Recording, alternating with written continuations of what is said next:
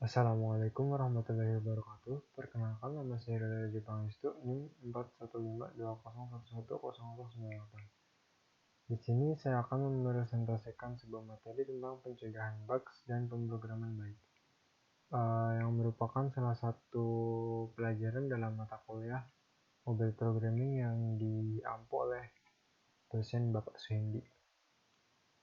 Kita langsung mulai saja ke dalam materinya. Pengertian debugging. Debugging adalah proses mengidentifikasi dan menghapus bug atau error di dalam kode. Bug inilah menyebabkan sebuah aplikasi atau software tidak berjalan dengan semestinya. Misalnya gagal login, error saat input data, disfungsi fitur, blue screen, dan lain-lain. Karena sistem pengodean suatu program biasanya rumit dan kompleks, maka satu saja kesalahan kode dapat berpengaruh pada keseluruhan program. Tidak heran juga kalau debugging bisa memakan waktu lebih lama dibandingkan saat menulis program itu sendiri. Itu kenapa proses debug sangat penting dilakukan, baik sebelum perilisan aplikasi maupun sesudahnya. Pentingnya melakukan debugging. Melakukan debug merupakan salah satu hal wajib saat membangun sebuah aplikasi atau software berbasis kode.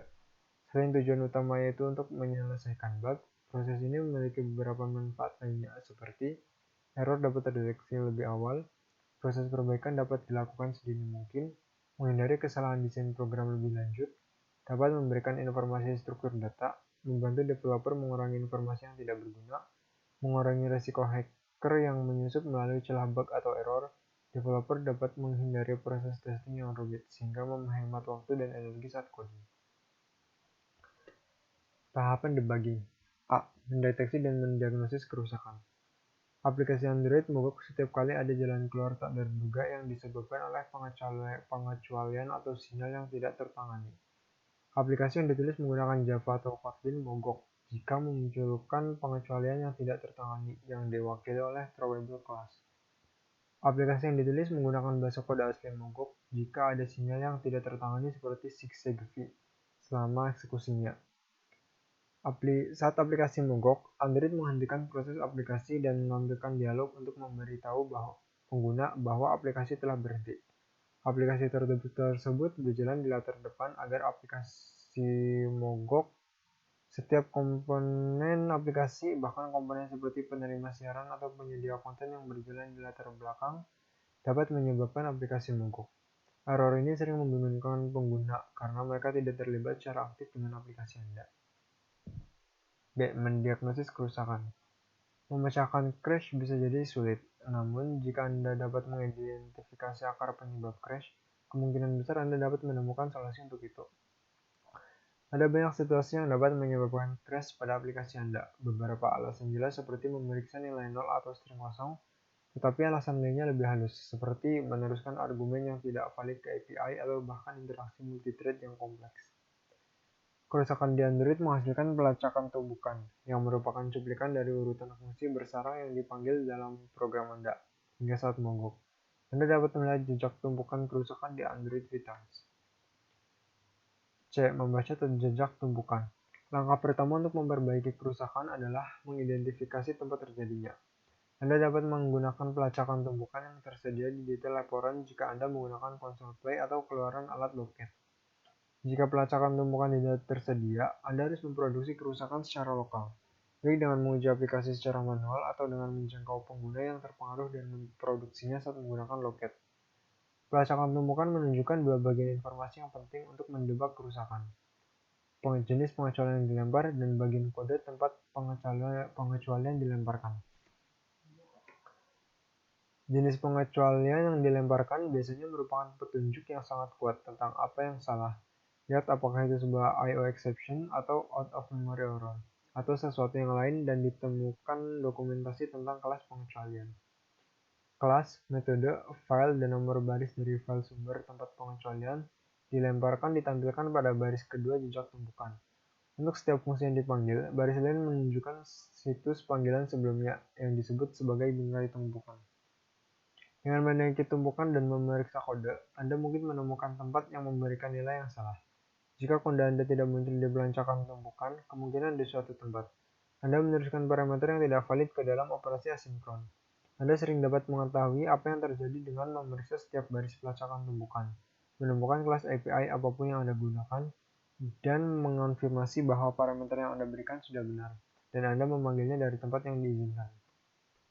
D. Chat untuk memproduksi crash. Mungkin Anda tidak dapat memproduksi masalah hanya dengan memulai emulator atau menghubungkan perangkat Anda ke komputer. Lingkungan pengembangan cenderung memiliki lebih banyak sumber daya, seperti bandwidth, memori, dan penyimpanan. Gunakan jenis pengecualian untuk menentukan apa yang bisa menjadi sumber daya yang langka, atau temukan korelasi antara versi Android, jenis perangkat, atau versi aplikasi Anda. Kesalahan memori. Jika Anda memiliki out of memory error, maka Anda dapat membuat emulator dengan kapasitas memori rendah untuk diuji. Gambar di bawah menunjukkan pengaturan manajer FVD di mana Anda dapat mengontrol jumlah memori pada perangkat. F. Pengecualian jaringan. Karena pengguna sering masuk dan keluar dari jangkauan jaringan seluler atau Wi-Fi, pengecualian jaringan dalam aplikasi biasanya tidak dianggap sebagai kesalahan, melainkan sebagai kondisi pengoperasian normal yang terjadi secara tidak terduga. Jika Anda perlu mereproduksi pengecualian jaringan seperti unknown host exception, coba aktifkan mode pesawat saat aplikasi Anda mencoba menggunakan jaringan. Pilihan lainnya adalah mengurangi kualitas jaringan di emulator dengan memilih emulasi kecepatan jaringan dan/atau penundaan jaringan. Anda dapat menggunakan pengaturan kecepatan dan latensi pada manajer AVD, atau Anda dapat memulai emulator dengan flag net delay dan net speed, seperti yang ditunjukkan pada contoh baris perintah berikut. Emulator FVD your FVD image net delay 20.000 net speed GSM. Contoh ini menetapkan penundaan 20 detik pada semua permintaan jaringan dan kecepatan unggah dan unduh 14,4 kbps. G. Membaca dengan locate. Setelah Anda memiliki langkah-langkah untuk mereproduksi kerusakan, Anda dapat menggunakan alat seperti locate untuk mendapatkan informasi lebih lanjut. Keluaran locate akan menunjukkan kepada Anda apa pesan log lain yang telah Anda cetak, bersama dengan yang lain dari sistem. Jangan lupa untuk mematikan setiap log pernyataan tambahan yang telah Anda tambahkan, karena mencetaknya menghabiskan CPU dan baterai saat aplikasi Anda sedang berjalan. Cegah kerusakan yang disebabkan oleh pengecualian penunjuk nol. Pengecualian penunjuk nol, atau diidentifikasi dengan jenis kesalahan runtime, null pointer exception, terjadi saat Anda mencoba mengakses objek yang nol, biasanya dengan memanggil metodenya atau mengakses anggotanya. Pengecualian penunjuk nol adalah penyebab terbesar aplikasi mogok di Google Play. Tujuan dari null adalah untuk menandakan bahwa objek tersebut hilang. Misalnya, objek tersebut belum dibuat atau ditetapkan. Untuk menghindari pengecualian penunjuk nol, Anda perlu memastikan bahwa referensi objek yang Anda kerjakan bukan nol sebelum memanggil metode pada objek tersebut, atau mencoba mengakses anggotanya. Jika referensi objek adalah nol, tangani kasus ini dengan baik. Misalnya, keluar dari metode sebelum melakukan operasi apapun pada referensi objek dan tulis informasi ke log debug. Karena Anda tidak ingin memiliki pemeriksaan nol untuk setiap parameter dari setiap metode yang dipanggil, Anda dapat mengandalkan IDE atau pada jenis objek untuk menandakan nullability. Bahasa pemrograman Java. Bagian berikut berlaku untuk bahasa pemrograman Java. Kompilasi peringatan waktu. Beri anotasi pada parameter metode Anda dan kembalikan nilai dengan @nullable dan @nonnull untuk menerima peringatan waktu kompilasi dari IDE. Peringatan ini meminta Anda untuk mengharapkan objek nullable. Pemeriksaan nol ini untuk objek yang Anda tahu bisa saja nol. Pengecualian pada non-null objek merupakan indikasi kesalahan dalam kode yang Anda perlu tangani. B. Kompilasi peringatan waktu. Karena nullability harus bermakna, Anda dapat menyematkannya dalam tipe yang Anda gunakan, sehingga ada pemeriksaan waktu kompilasi untuk null. Jika Anda tahu satu objek bisa menjadi null dan nullability itu harus ditangani, Anda bisa membungkusnya dengan objek seperti opsional. Anda harus selalu memilih tipe yang menyampaikan nullability. J. Jenis platform. Tipe platform adalah deklarasi objek yang berasal dari Java. Jenis ini diperlakukan secara khusus. Pemeriksaan nol tidak diberlakukan, jadi jaminan non-null sama seperti di Java. Saat Anda mengakses referensi jenis platform, Kotlin tidak membuat kesalahan waktu kompilasi, tetapi referensi ini dapat menyebabkan kesalahan waktu proses. K. Tipe debug. Tipe debug yang tersedia untuk Anda berisi hal berikut ini. 1. Auto. Pilih jika Anda menginginkan Android untuk secara otomatis memilih pilihan terbaik untuk kode yang sedang Anda debug. Misalnya, jika Anda memiliki kode C atau C++ dalam proyek, Android Studio secara otomatis menggunakan tipe debug hybrid. Jika tidak, Android Studio menggunakan tipe debug Java. 2. Java. Pilih jika Anda hanya ingin mendebug kode yang ditulis dalam Java. Debugger Java mengabaikan semua breakpoint atau jam yang diatur dalam kode asli. Ketiga, native. Pilih jika Anda hanya ingin menggunakan LLDB untuk mendebug kode. Bila menggunakan tipe debug ini, tampilan sesi debugger Java tidak tersedia.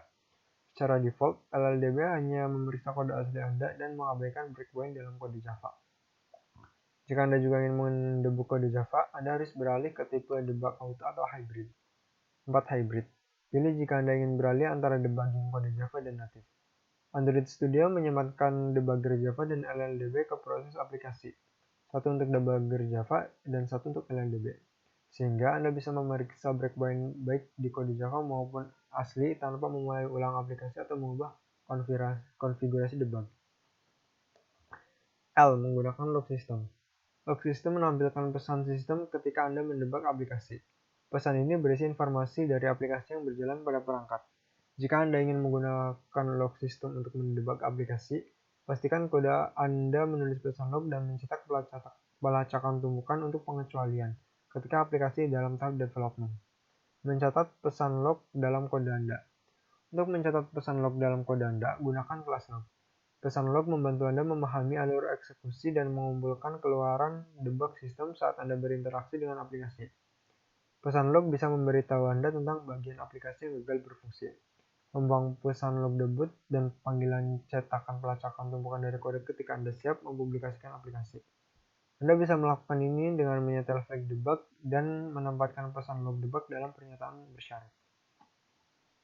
M. Menampilkan log system.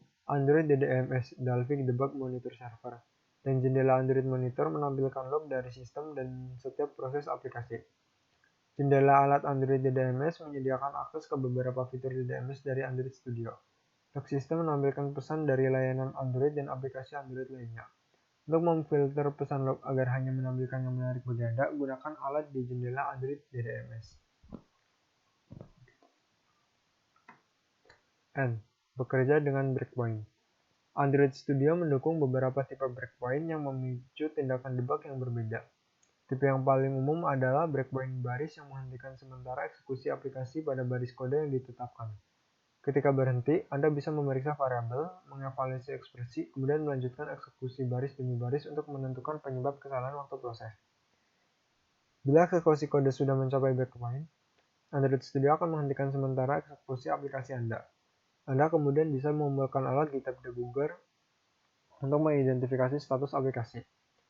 Ketika memeriksa breakpoint dalam kode asli, sistem Android menangguhkan mesin virtual yang menjalankan bytecode Java aplikasi.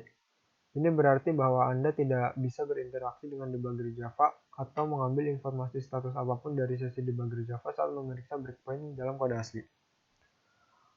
Mendebug bingkai jendela.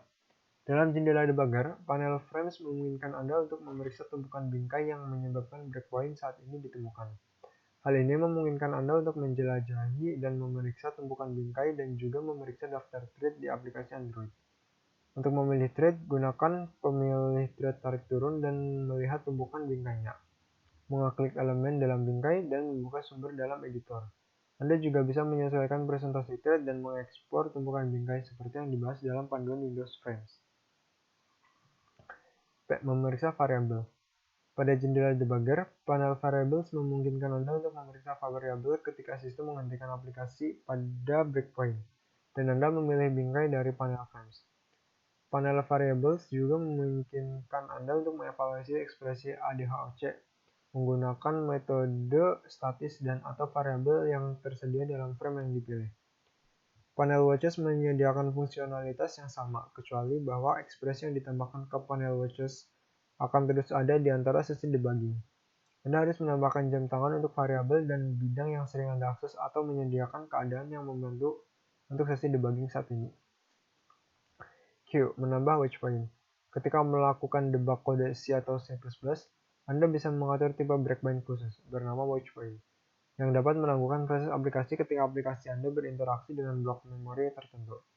Misalnya, jika Anda menetapkan 2 pointer ke blok memori dan menetapkan watchpoint ke situ, maka menggunakan salah satu pointer untuk mengakses blok memori akan memicu watchpoint tersebut.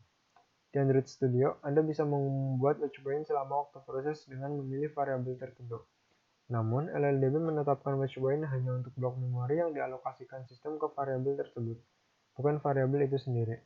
Hal ini berbeda dari menambahkan variabel ke panel watchlist, yang memungkinkan Anda untuk mengamati nilai variabel, namun tidak mengizinkan Anda untuk menangguhkan proses aplikasi ketika sistem membaca atau mengubah nilai dalam memori. Ketika proses aplikasi keluar, fungsi dan sistem mengalokasikan kembali variabel lokal dari memori. Anda harus menetapkan ulang setiap watchpoint yang Anda buat untuk variabel tersebut. R. Melacak alokasi objek. Android Studio memungkinkan Anda melacak objek yang dialokasikan pada heap Java dan melihat mana kelas-kelas dan thread yang mengalokasikan objek-objek ini. Hal ini memungkinkan Anda untuk melihat daftar objek yang dialokasikan selama periode ketertarikan. Informasi ini sangat berharga untuk mengkaji penggunaan memori yang bisa mempengaruhi kinerja aplikasi. Android Monitor menampilkan informasi tentang penggunaan memori, CPU, GPU, dan jaringan aplikasi. Lihat dasar-dasar Android Monitor untuk informasi tentang cara menggunakan Android Monitor. Lihat juga ringkasan Android Monitor untuk pengenalan fitur Android Monitor yang meliputi login katalog atau loket, monitor kerja, alat analisis data, serta alat tangkap layar dan video. Sekian dari presentasi yang bisa saya sampaikan. Terima kasih. Bila ada kurang lebihnya, saya mohon maaf. Wassalamualaikum warahmatullahi wabarakatuh.